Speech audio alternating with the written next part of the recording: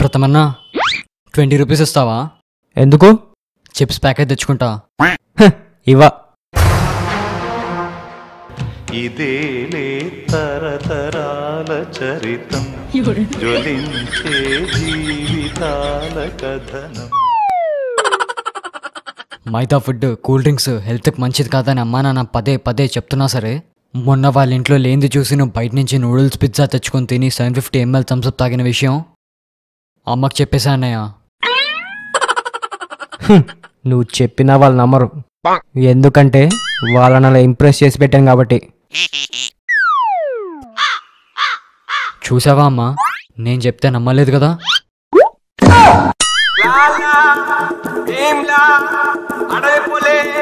గొడవ పడే